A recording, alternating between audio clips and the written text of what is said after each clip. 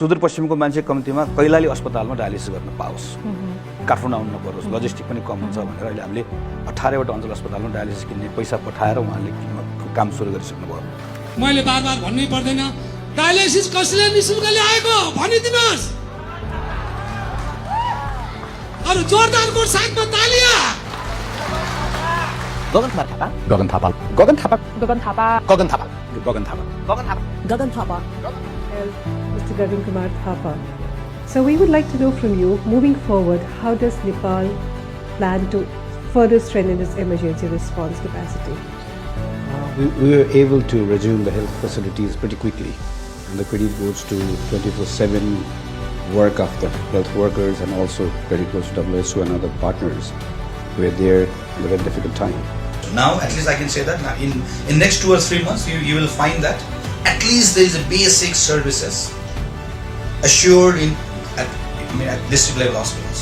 मानसिक मनोवैज्ञानिक र एउटा सामाजिक कुरा पनि जोडिने हुनाले चाहिँ विशेष गरी नेतृत्वमा बस्ने मान्छेहरूले चाहिँ त्यस अर्थमा योभन्दा अगाडिका मन्त्रीज्यू इनफ्याक्ट गगनजीकै पालामा पनि त्यो निर्णयहरू केही लिएका हुन्। जुन स्वास्थ्य क्षेत्रमा सुधारात्मक कामहरू जे गर्नुपर्ने थियो उहाँले धेरै काम गर्नुभएको छ। स्वास्थ्य बिमा पनि उहाँकै पालामा आएको हो। 52,000मा रहेका नेपाल अधिराज्य नेपालका 77 जिल्लामा रहेका 52,000 महिला स्वास्थ्य समितिकाहरूलाई परिचालन गर्ने सम्बन्धमा, उहाँका सेवा सुविधा बढाउने सम्बन्धमा, स्वास्थ्य कर्मीलाई परिचालन गर्ने सम्बन्धमा, जनतालाई स्वास्थ्य सेवा प्रदान गर्ने सम्बन्धमा जे जति गतिविधि ल्याउनु भयो उहाँको सकारात्मक कामले नै आजको त्यो अवस्था आएको हो।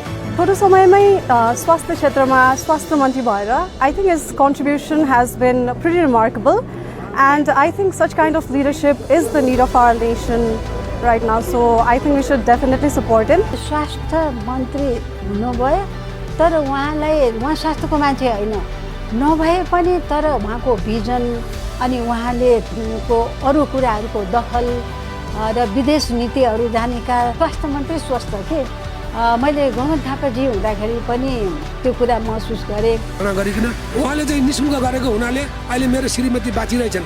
मसित चाहिँ अहिले प्रत्यारोपण गर्नको लागि मसित हामी यहाँ उपस्थित कसरी छौँ भन्ने कुरामा चाहिँ यहाँ हाम्रो माननीय गगन थापा हुनुहुन्छ गृहमन्त्री, उहाँले यदि यो डायलिसिस गर्ने व्यवस्था चाहिँ उहाँले के अरे नमिलाइदिनु भएको थियो भने हामी यो अवस्थामा अहिले आदि मान्छे पनि हुने थियौँ यो स्तरमा। यति चाहिँ भन्न हामी चाहन्छौँ।